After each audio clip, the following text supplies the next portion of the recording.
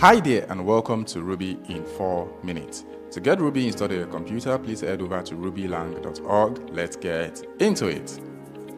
Print something on screen for the user. Simply use the keyword put followed by the text that you would like to show. Marked operators are relatively easy to work with inside of Ruby. Plus represents addition, hyphen represents minus, forward slash represents division, and asterisk represents multiplication. Let's talk about functions.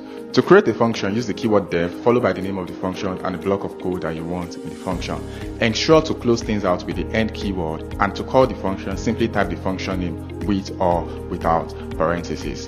In order to be able to accept arguments or parameters, simply open the parentheses in front of the function name and pass in the parameters, and you can use the parameters inside of the function.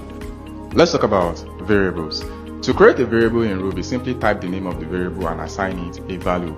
And because Ruby is a dynamically typed language, it means that you can assign any value that you want to the variable. This includes string, integer, float, and even boolean.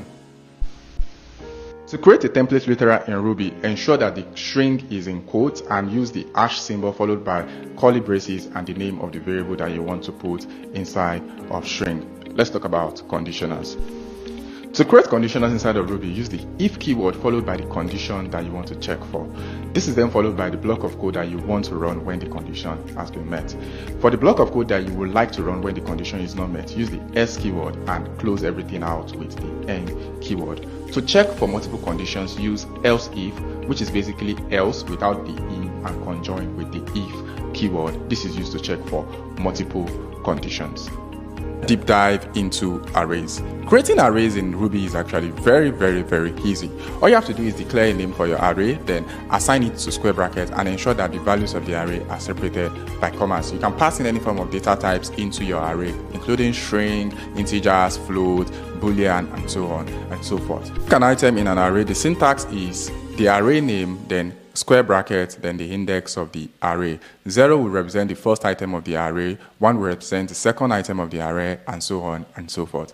One of the beautiful things in Ruby is what is known as negative indexing of arrays. Basically what that means is that if you want to pick the last item of an array, simply use -1 and that's going to pick the last item of the array. -2 is going to get you to the second to the last item, and so on and so forth.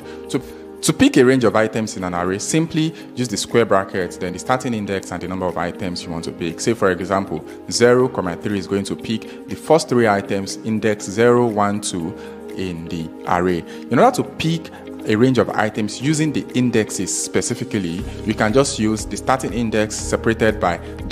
followed by the last index. Say for example, 00.2 is going to pick 0, 1, 2, which is the first, second, and the third item in the array. Let's talk about array loops. To loop through the items in an array, simply use the each method on the array and use the do keyword and assign a variable that is going to represent each item of the array. Classes are a huge part of Ruby. To create a class, simply use the keyword class followed by the name of the class, which usually starts with a capital letter. Then you want to create the initialize method, which is basically what runs when the class is being created. To create an instance of that class, simply use the class name, then the new method. It's also possible to pass values when you are calling the new method on a class. In order to do this, pass the parameter to the initialize method and assign it to what is known as a local or an instance variable. This instance variable can then be used by other methods inside of the class. Cheers, and don't forget to build like a boss.